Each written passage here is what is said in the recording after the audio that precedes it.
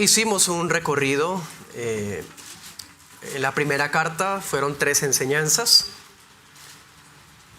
Y vamos con la cuarta enseñanza, entrando en segunda de Pedro. Vamos a abarcar el capítulo 1. Y la titulamos Exhortación hacia la madurez espiritual. Exhortación hacia la madurez espiritual. Unos 3 años después de la primera carta, Pedro vuelve a escribir a los mismos destinatarios, los hermanos dispersos, expatriados, peregrinos elegidos.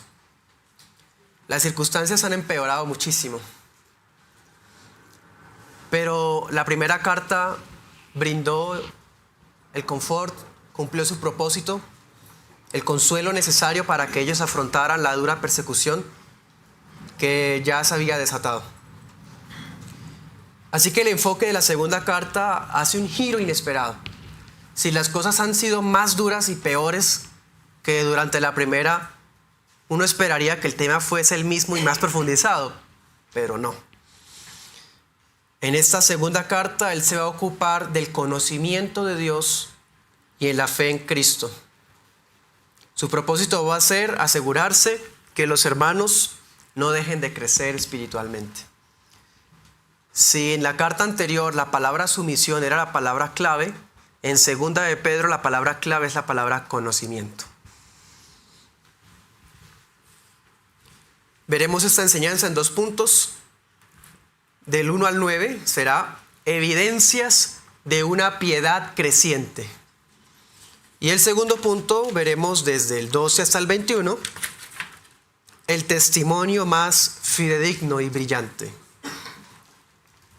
Comencemos, primer punto, evidencias de una piedad creciente. Leamos del 1 al 2. Dice: Simón Pedro, siervo y apóstol de Jesucristo, a los que han alcanzado una fe igualmente preciosa con nosotros, por la justicia de nuestro Dios y Salvador Jesucristo, gracia y paz les sean multiplicadas en el conocimiento de Dios y de nuestro Señor Jesús. Yo estoy usando la Reina Valera SBT, por eso suena un poco distinto a veces. Bien, ¿para quién va dirigida la carta? A los que han alcanzado o los que han sido alcanzados por la fe preciosa. ¿Se acuerdan de primera de Pedro? La fe preciosa, que era preciosa porque está construida sobre la piedra preciosa, Cristo. Bueno, sigue siendo el mismo, la misma fe de la que estamos hablando. Los que hemos sido alcanzados por la fe preciosa, para nosotros hay una bendición que se llama gracia y paz. Y es una bendición que se multiplica mientras vivamos. Pero Pedro hace aquí algo sin precedentes, único en toda la Biblia. Léalo en el 2. Está diciendo que la gracia y la paz, virtudes y bendiciones del Evangelio, se multiplican en nuestra vida en proporción al conocimiento. Eso es único en toda la Escritura. En proporción a lo que usted conozca del Padre y del Hijo, así usted crece en gracia y paz. Por eso la carta va a terminar, lo veremos en la tarde, con crezcan en gracia y conocimiento. Primera de Pedro fue más teocéntrico, pero siempre apuntando al regreso de Cristo. Segunda de Pedro es cristocéntrico, apuntando al regreso de Cristo. Existe una única fe, de la cual todos hemos sido beneficiados. Y cuando digo todos me refiero a los santos de la iglesia de antaño y los de mañana, hasta que Cristo regrese. Mire lo que dice el apóstol en el 1. Es una fe igualmente preciosa que la nuestra. Lo habla un apóstol, uno de los 12. Su fe es igual de preciosa a la de los 12. ¿Puede entender eso? Por medio de esa fe, Cristo nos pertenece, junto con su justicia y su salvación. Si habláramos de una fe diferente, sería una fe que se construye sobre otro fundamento. Una fe edificada sobre los méritos propios, sobre experiencias o la valentía de cada cual, o la confianza en otra persona que no es Jesús, esa fe no es preciosa. De eso no está hablando Pedro. Esta fe es preciosa porque se basa en Cristo. Y es preciosa porque reconoce que necesita aprender más de Cristo. Aprendemos más y más de Cristo. Hermanos, aquí entre paréntesis, la frase Dios me mostró se ha convertido en la confesión del perezoso. ¿No les parece? Claro, es más fácil decir Dios me dijo a decir escrito está. Porque es que decir escrito está demanda disciplina, diligencia, tiempo, estudio, dedicación. Demanda crecer en el conocimiento de Dios Padre y de Jesucristo. Bueno, pero hermanos, tanto nuestro conocimiento como nuestra fe preciosa, es decir, tanto nuestra teología como nuestra relación con Dios, deben estar unidas para que crezcamos y seamos fortalecidos. Sigamos, 3 al 4. Dice, como todas las cosas que pertenecen a la vida y a la piedad nos han sido dadas por su divino poder mediante el conocimiento de aquel que nos llamó por su gloria y virtud, por las cuales nos han sido dadas preciosas y grandísimas promesas, para que por ellas fueran hechos participantes de la naturaleza divina, habiendo huido de la corrupción que hay en el mundo por la concupiscencia. Bueno, ahorita seguimos la idea. Dese cuenta, ¿no? Conocimiento otra vez. Y saben, ahorita les compartía que quizás una de las cosas que más me impactaron de Primera de Pedro fue ese texto del Espíritu de Gloria, ¿no? Y si me preguntaran, el texto que de pronto más me impactó a mí en Segunda de Pedro fue esto, en el 3. Léalo. Ahí lo que está diciendo es que todo lo relacionado a una vida piadosa ya nos ha sido dado mediante el conocimiento por el poder de Dios. Por su gloria y excelencia tenemos preciosas y grandísimas promesas. Todo ya nos ha sido dado, hermano.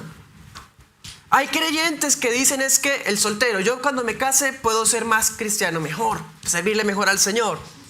La esposa cristiana que tiene el marido inconverso, si él viene a Cristo, ay, mi vida será... No, ya nos ha sido dado todo. Ya nos ha sido dado todo, hermano, ¿se imagina? Y además de eso, el apóstol dice, ustedes habiendo huido de la corrupción. ¿Qué parte de nuestra salvación, qué parte de nuestra vida de piedad se encuentra por fuera del poder de Cristo? Nada, porque aún la piedad que vivimos nos la dio Él. Dice Calvino, el apóstol se asegura de despojarnos de hasta la más insignificante partícula de virtud o mérito personal. Cierro comillas. Todas las cosas necesarias para la vida y para la piedad ya nos han sido dadas. ¿Qué más aparte de eso necesitamos, hermano? Para ser mejores esposos, mejores padres, mejores hijos o sencillamente mejores cristianos. Si ya nos ha sido dado, ¿qué estamos esperando? Dios nos ha provisto todos los recursos espirituales necesarios para llevar una vida de santidad. Sigamos adelante, 5 al 7. Ustedes también, poniendo toda diligencia por esto mismo, añadan a su fe virtud y a la virtud conocimiento. Tercera vez, ¿no? Al conocimiento templanza y a la templanza paciencia y a la paciencia piedad y a la piedad afecto fraternal y al afecto fraternal amor. Qué lindo, ¿no? Pero ojo, esto no es una escalera. Esto no es como decir, bueno, primer paso, fe. Luego vamos con virtud. No, esto es lo que Dios ya nos ha dado y que estamos llamados a añadir. ¿Sí? El progreso espiritual no solo se va a ver reflejado en el conocimiento bíblico y teológico. La fe preciosa que nos ha sido dado debe recibir virtud y conocimiento. Ojo con eso. El conocimiento, bueno, viene siendo el conocimiento teológico, bíblico que tenemos. La piedad, la virtud viene siendo el apartamiento de las prácticas mundanales del pasado, ¿sí? Pero hay más cosas. Habla de templanza, dominio propio, habla de paciencia, ¿sí? Todas estas virtudes, básicamente dedicación, y dice el apóstol, pongan toda diligencia, presteza. ¿A qué? A hacer la voluntad de Dios. Lo que decía en la primera carta. Ármense del mismo pensamiento, que era la voluntad de Dios. Aquí otra vez vuelve a decirlo. No podemos, hermanos, dar lugar a la pereza o al descuido en nuestra vida espiritual. Esto es tan serio. Ser cristiano es serio. No es un hobby de domingo. La Nueva Traducción Viviente dice, esforzarse al máximo. ¿Sí? Debemos colocar todo el empeño. No ser perezosos, hermanos. Solo así, a esa fe que ya nos ha sido dada una vez, podremos añadir lo que la palabra nos habla, las virtudes del cristiano. ¿Sí? No otro fundamento aparte de Cristo, sino virtudes que da el mismo Cristo. Y ese conocimiento se va a ver reflejado en el autocontrol. Anote ese texto, Gálatas 5:23. En la paciencia de las dificultades, en el compromiso con los medios de gracia privados y congregacionales, en el afecto fraternal, otra vez importante, ¿no? Inclusive luego habla de amor. ¿Qué diferencia hay entre afecto fraternal y amor? Bueno, que el afecto fraternal es el amor que le debo a mis hermanos redimidos junto conmigo. Pero el amor se extiende hasta los enemigos y los perseguidores. Sigamos adelante, 8 al 11.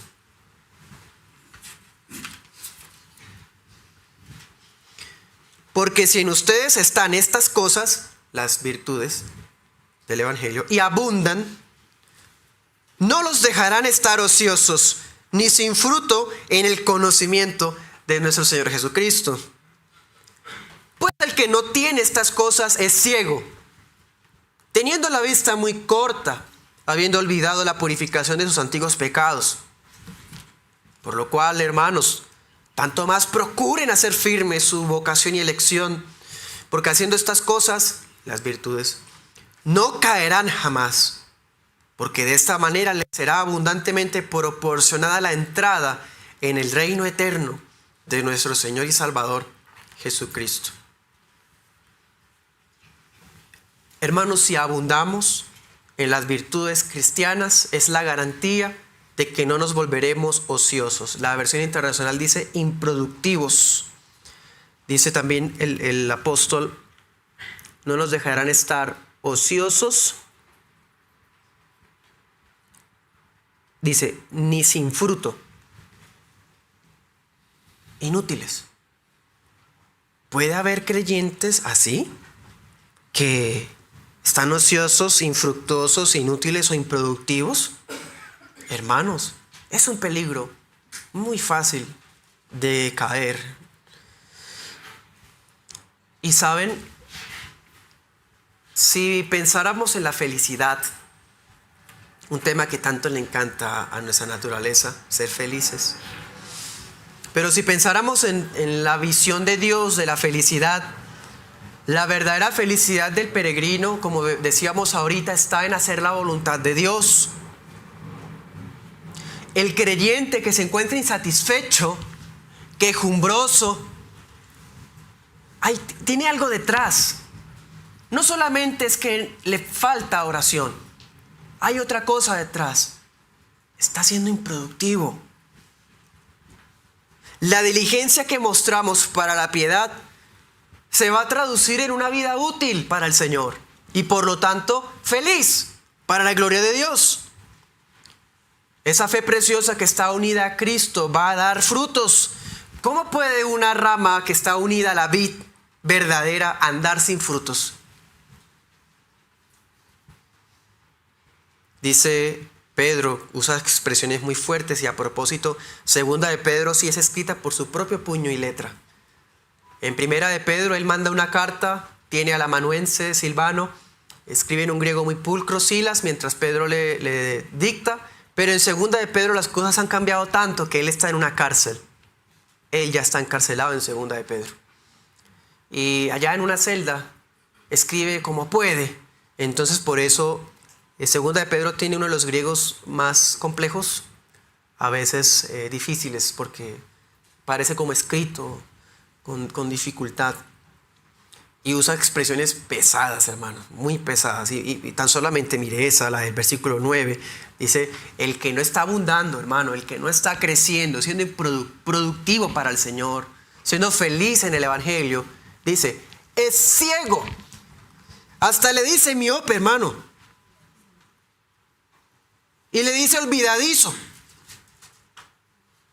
Fuerte. Hay creyentes que se conforman con saberse el ABC, las vocales, diría Hebreos, los rudimentos. Ya se conforman con eso y ya con eso dice que son, se conforman, mejor dicho. Pero cuando pasan en tiempos de urgencia, ahí sí se vuelven piadosos, fervientes. Dice Calvino, abro comillas, aquellos que no se esfuerzan por una vida pura y santa, no entienden ni siquiera los primeros rudimentos de la fe. Cierro comillas. Sí, hermano, entendemos que tenemos la misma fe de los 12, que fuimos llamados por la gracia, que nos ha dado la fe y todo lo necesario para vivir en la piedad, y que podemos echar mano para añadirlo y crecerlo, ser útiles, ser productivos para el Señor. El creyente más miserable es aquel que no cultiva los medios de gracia. El peregrino más feliz es el que es diligente en los medios de gracia. Así que echemos mano de las virtudes que ya Cristo ganó para nosotros. Y como si entráramos a un almacén gigante, llenemos el carrito, hermano, porque todo está ya fue pagado por nuestro Señor. Así que ese cristiano que no crece en la piedad es porque no quiere. Porque todo ya está dado. ¿Podemos entender eso? Todo lo necesario para la vida y para la piedad, para vencer el pecado reincidente, para estar satisfechos en Cristo. Dice en Colosenses, ustedes están completos en Cristo. Y sí que es cierto, hermano. Bueno, entonces en este primer punto vemos las evidencias de una fe, de una piedad creciente. Segundo punto, el testimonio más fidedigno y brillante. Leamos del 12 al 15.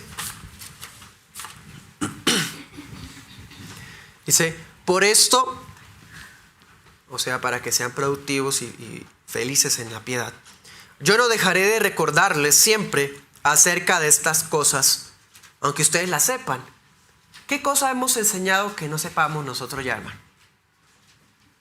Pero necesitamos, dice, y estén confirmados en la verdad presente, porque tengo por justo, en tanto que estoy en este tabernáculo, despertarlos con amonestación, sabiendo que en breve tengo que dejar mi tabernáculo, como nuestro Señor Jesucristo me ha declarado.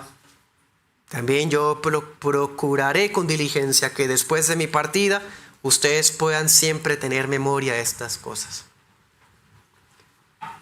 Iglesia, yo ya sé que ustedes saben estas cosas, no les estoy diciendo nada nuevo. Si les dijera algo nuevo está mal. Ya saben todo esto, pero les despierto la memoria, les recuerdo, les repito, les insisto. Y el apóstol quiere asegurarse que los hermanos dispersos tengan estas cosas presentes, aún en su ausencia. Aquí está el deber de los pastores bíblicos: brindar enseñanzas tan claras a las ovejitas que, aunque la providencia se los arrebate, las enseñanzas quedaron en el corazón.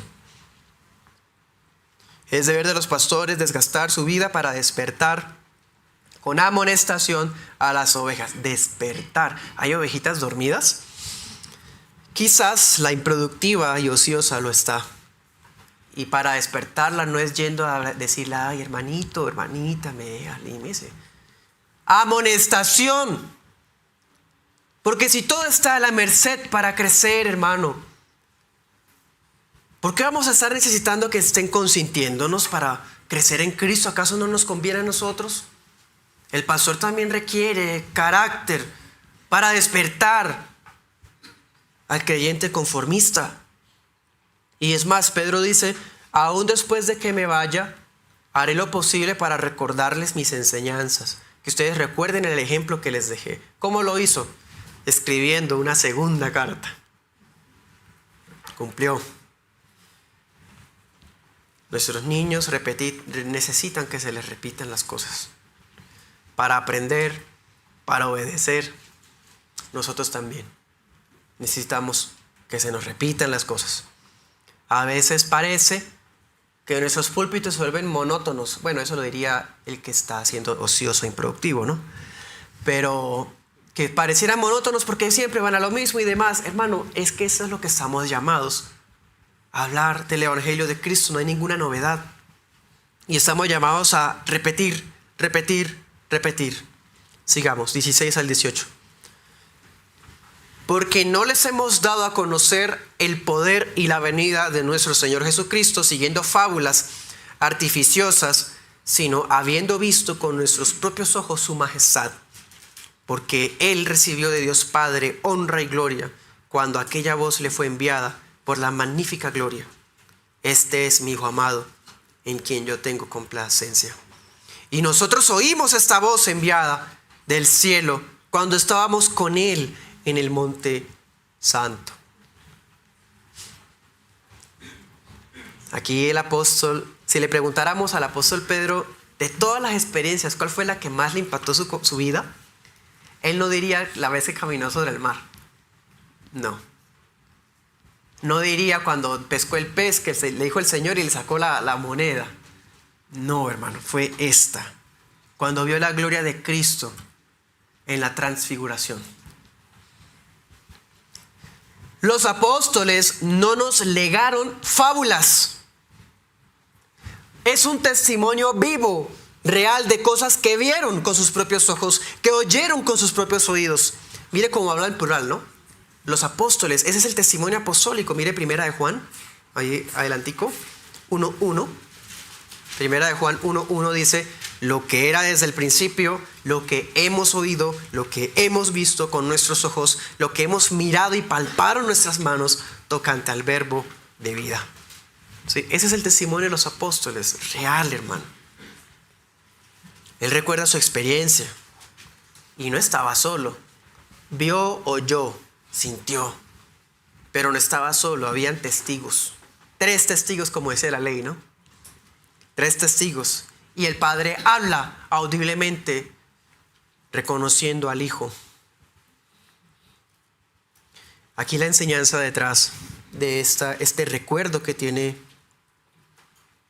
Pedro es: así como fue real esa experiencia que les comparto, palpable la gloria de la transfiguración, pues así también será real y palpable la gloria cuando Jesús vuelva.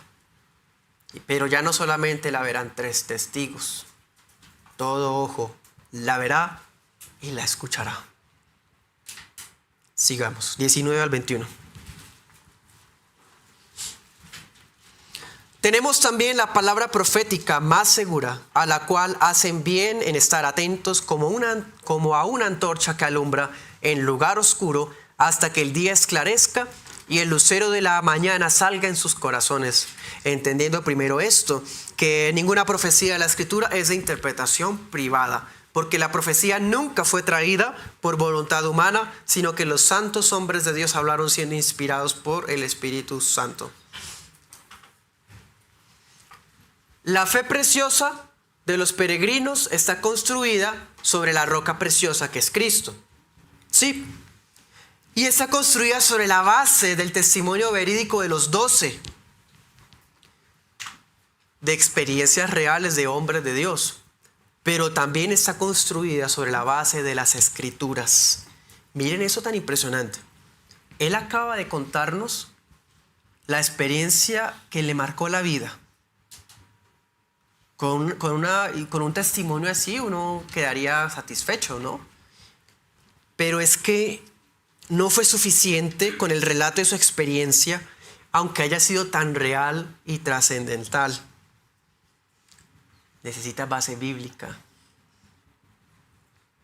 Con cuánta mayor razón nosotros no podemos construir nuestras convicciones sobre la base de nuestros sentires o de nuestras visiones o nuestras impresiones. Pueden llegar a ser útiles de cierta forma, pero si ni siquiera a los 12 les bastó, sino que requirieron citar las Escrituras, ¿cómo pueden haber creyentes hoy viviendo de sentires nada más? Como les decía ahorita, Dios me dijo, Dios me habló, se convirtió en la frase del perezoso.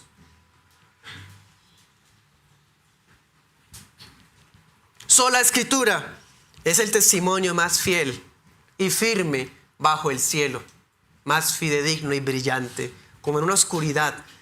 Piensen en este tiempo, hermano, siglo I. Imagínense que son las 7 de la noche. No tienen postes ni bombillas. Es una oscuridad abrumadora. Como cuando en los campos no llegaba la electricidad todavía, hermano. Sencillamente así. Ahora imagínense la antorcha. ¿Sí? La antorcha podría alumbrar tan solamente un espacio, ¿no? del alrededor de la persona. Entonces, vamos con la antorcha izada y vamos caminando lo que la antorcha nos permite ver. Así es la palabra en nuestras vidas. Bueno, muy por encima de cualquier experiencia personal, ella es la palabra más segura, más profética, más segura. Estamos llamados a atenderla como a una antorcha que alumbra la oscuridad, porque es que la palabra no fue producto de ideas humanas. Es inspiración divina. Toda ella, hermano. No el mensaje que contiene, no. Toda ella, cada coma, cada palabra, es verdad, inerrante, infalible. Un detalle interesante cuando él dice que ninguna profecía de interpretación privada, lo que significa, o bueno, la palabra interpretar que usa acá, tiene la noción de soltar. ¿Sí? O sea, da a entender que ninguna de las palabras de las Escrituras fue desatada por un hombre. ¿Cuántas veces ha escuchado usted un falso profeta diciendo que desata una palabra, ¿no? Qué ironía. Los falsos maestros se descubren a sí mismos en el lenguaje que usan. No es la intención del apóstol prohibir la comprensión de cada creyente, como de pronto nos asegura Roma. Que la interpretación privada es que usted no puede leer la Biblia e interpretarla, porque es que ¿cómo hace uno para leer sin interpretar? Tan solamente leer ya es interpretar, porque debo conectar sílabas, entender ideas. Aquí la prohibición no es a no leer la Biblia o a estudiarla. Aquí la intención es que si ella es mi antorcha, debo tomarla como mi posesión privada. Mía, es mía. No le pertenece a un grupo colegiado de ancianos que, bueno, no les pertenece a ellos. De hecho, le pertenece a toda la iglesia. ¿Cómo podríamos sacar provecho de la antorcha si ni me la prestan? O que no tenemos antorcha, solamente la tiene el pastor. ¿Cómo hacemos para atender caminar en la oscuridad si solamente hay una antorcha? No todos tenemos antorcha. Y en ese tiempo, menos excusa hay, hermano. Por eso dice el apóstol, entendiendo primero esto, quiere decir que el primer resultado de la obra que hace el Espíritu Santo en nuestra vida es convencernos que la Biblia es la palabra de Dios. Es lo primero que hace el Espíritu Santo. Abre nuestros ojos, nuestro entendimiento a la autoridad de la Biblia. Y para terminar, les voy a decir unas 5 conclusiones rápidamente. Primera, el creyente soltero no necesita casarse para ser piadoso. La esposa cristiana no debe esperar a que su marido cambie para que obedezca a Dios. El esposo cristiano no debe esperar a que su condición financiera cambie para ser mejor padre de familia. Lo que necesitamos para vivir como Dios manda ya nos fue dado en Cristo. Así que echemos mano a todos estos tesoros y al armamento, ¿sí? Y cuando no somos conscientes de eso, nos volvemos inmaduros. O en términos de Pedro, miopes, ciegos y olvidadizos. Segunda conclusión. Cada vez que vemos a un hermano tomando las decisiones que tomaría un impío, viviendo una vida de fe relajada, siendo conformista con lo poco que ha aprendido, estamos viendo a alguien que descuidó los medios de gracia. Así de sencillo. No leer la Biblia con disciplina, no darle importancia al día del Señor, no tener interés por amar a una membresía local, hacer oraciones esporádicas y perezosas, son las señales de uno que ya ha dejado su primer amor, que está siendo ciego, miope y olvidadizo. Ese cristiano que cae a la vista de todos ya había caído antes en secreto. Ahora, hermano, eso no significa que el cristianismo sea un montón de cosas por hacer. No se está tratando tampoco de eso. Aquí tampoco se está diciendo que para alcanzar la salvación o obtener la gracia hay que construir las virtudes y añadir para poder ser salvos. No. Aquí lo que está diciendo Pedro es que estas cualidades cristianas son una consecuencia natural de ser salvos, de conocer a Cristo. Bueno, tercera conclusión. La predicación del evangelio y el cristianismo es la religión verdadera, hermano. Tiene sustentos hasta históricos, arqueológicos, sociológicos y todo lo que usted quiera para aquellos que no les es suficiente las escrituras, aunque para nosotros sí lo son. La predicación del evangelio fue llevada a cabo por los apóstoles y no solamente tuvo elementos extraordinarios, revelaciones especiales, milagros, sanidades, lenguas. También tiene elementos históricos, dicen ellos. Nosotros vimos, escuchamos, palpamos. Están contándonos cosas que sí pasaron. La doctrina cristiana tiene base sobre hechos reales, comprobables, que fueron objeto de observación de los primeros testigos. La vida, la muerte, la resurrección, la ascensión del Hijo. Vamos a estar viendo que Segunda de Pedro es la carta para atacar a los falsos maestros. Porque lo primero que hacen los falsos maestros es decir que los apóstoles eran engañadores. Es decir que la segunda venida de Cristo es una doctrina ridícula. Es decir que el cristianismo es fábulas, cuando las fábulas artificiosas son de ellos realmente. Cuarta conclusión. Eso también da a entender que los falsos maestros negaban la autoridad de la Escritura y el mensaje de los apóstoles. ¿Sí? Así que, hermano, ese creyente que no estudia la palabra, no lee la Biblia, no la escudriña, que no le pone la atención a su antorcha, es un creyente que está a la merced del engaño de los falsos maestros. Irónicamente, ese cristiano que no lee la Biblia sí le va a creer las fábulas. Sí le va a creer a los mitos, ¿o no? Esos son los que hablan de aliens. Dicen que la Biblia es de hombres, pero sí creen en extraterrestres. No le creen a los escritos bíblicos, pero sí le creen a la visión de la fulana de tal que fue al infierno o al cielo. Dese cuenta, qué triste es eso. La Biblia es nuestra mejor amiga durante nuestro peregrinaje en este mundo hundido en tinieblas hasta que esclarezca el día, hasta que amanezca y la estrella de la mañana salga. Ahora imaginémonos otra vez el peregrinaje, llevamos una antorcha a la mano.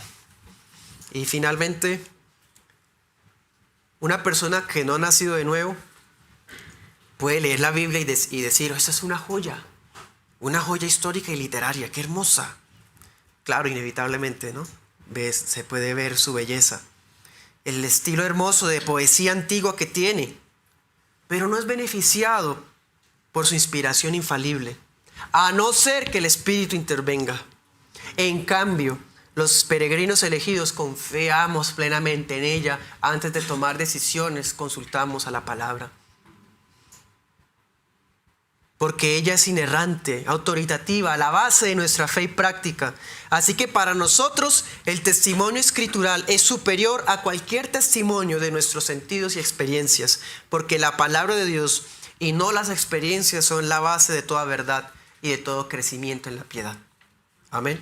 Oremos.